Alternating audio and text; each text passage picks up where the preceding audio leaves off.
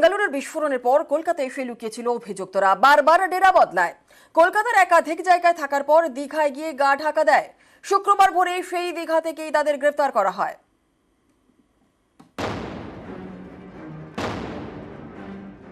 বেঙ্গালুরুতে বিস্ফোরণ, বাংলায় গ্রেফতার। দীঘা থেকে পাকড়াও দুই সন্দেহভাজন জঙ্গি। আব্দুল মতিন তোহা, মুসাফির হোসেন সজীব। 1 মার্চ বেঙ্গালুরুর রামেশ্বরম ক্যাফেতে বিস্ফোরণ। তারপর কর্ণাটক ছেড়ে পশ্চিমবঙ্গে আসে দুই অভিযুক্ত। থাকতে শুরু করে কলকাতায়। একের পর এক হোটেল বদলায়। এনআইএর তদন্তে এমনই চাঞ্চল্যকর তথ্য। সন্দেহভাজন এই দুই জঙ্গি গত মাসে কলকাতার বিভিন্ন হোটেলে থেকেছে নাম ভাড়িয়ে, ভুয়ো পরিচয়পত্র দেখিয়ে। কখনো ধর্মতলা, তো কখনো খিদিরপুর, কখনো আবার ইকবালপুর। বারবার বদলেছে ডেরা, বারবার বদলেছে নামও। বেঙ্গালুরুর কাফে কাণ্ডে যে দুই অভিযুক্ত, তারা ইকবালপুরের এই গেস্ট হাউসে রুম নিয়েছিলেন এবং আধার কার্ডও জমা দিয়েছিলেন। বিভিন্ন হোটেল গেস্ট হাউসে তারা বিভিন্ন নামের আধার কার্ড দিয়ে তারা রুম বুকিং করেন। তাহলে কি এই ঘটনার পেছনে ভুয়ো আধার চক্র জড়িত আছে? আব্দুল মতিন তোহা হয়েছে বিঘ্নেশা ভিডি, মুসাফির হোসেন সজীব হয়েছে শাহনওয়াজ পটেল। এখানে বিঘ্নেশা বিডি বলে আর ইউষা বলে আইডি দিয়েছিল আমাদের আধার কার্ড। তো আইডির বেসিসে আমরা চেক ইন করেছি। বলেছিল অফিসিয়াল কিছু কাজ আছে এখানে, তাই জন্য এখানে ভিজিট করছে। শিলিগুড়ি থেকে এসছে। 13 তারিখে এসেছিল, 14 তারিখ গেছে।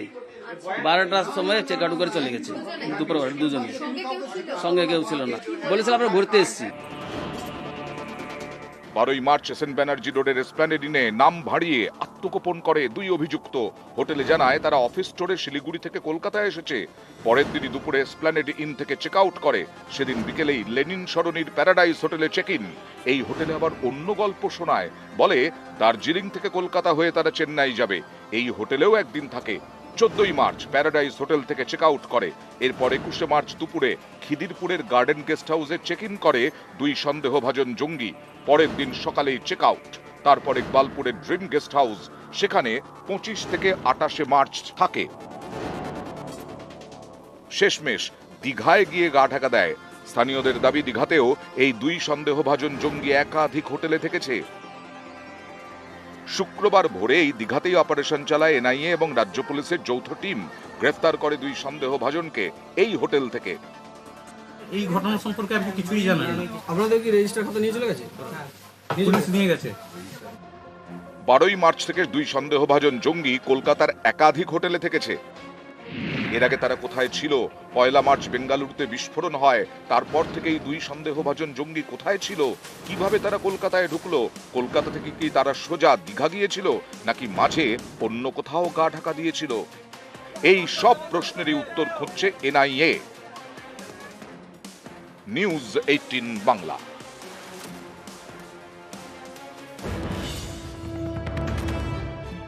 জঙ্গিদের হাতিয়ার আধার, জাল আধার কার্ডে একের পর এক হোটেলে আশ্রয়। পরিচয় গোপন করতেই আলাদা আলাদা আধার কার্ড। জঙ্গিদের সঙ্গে জাল আধার কার্ড চক্র।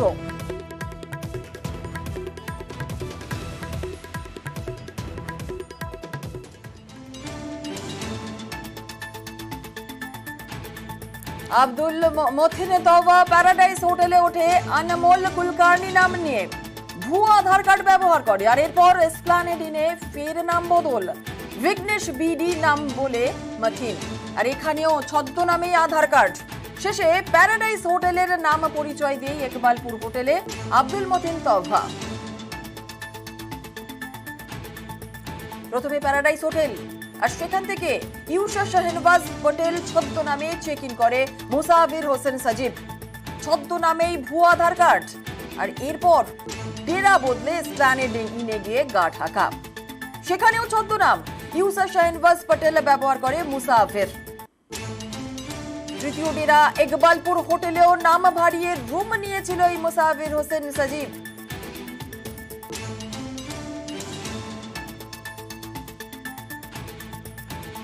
প্রথম ডেরা সেন্ট ব্যানার্জি রোডের এসপ্ল্যানেড ইন। 12 মার্চ এখানেই আত্মগোপন করে এই দুই জঙ্গি। আর দুই জঙ্গি মুসাফির হোসেন সজীব এবং আব্দুল মতিন তোহা। আত্মগোপন করতে ভুয়ো আধার কার্ড এবং পরিচয়পত্র ব্যবহার জঙ্গিদের। ছদ্মনাম ইউষা শাহনওয়াজ পটেল ব্যবহার করে মুসাফির। ছদ্মনাম বিঘ্নেশ বিডি ব্যবহার করেন আব্দুল মতিন তোহা। শিলিগুড়িতে অফিস ট্যুরে যাওয়ার কথা বলেন এই দুই জঙ্গি। 13ই মার্চ হোটেল থেকে চেক আউট করে।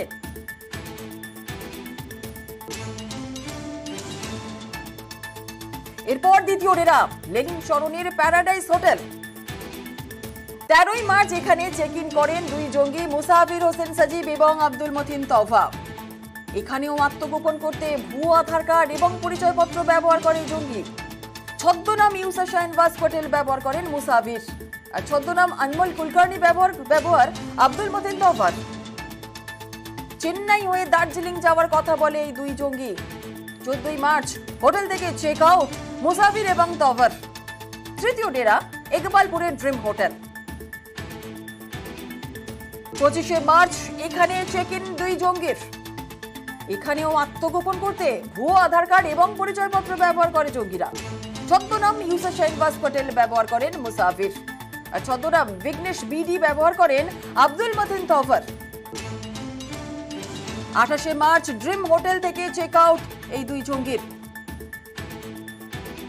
ইকবালপুরের হোটেলে সিসি ক্যামেরায় ধৃত দুই জঙ্গির ছবি।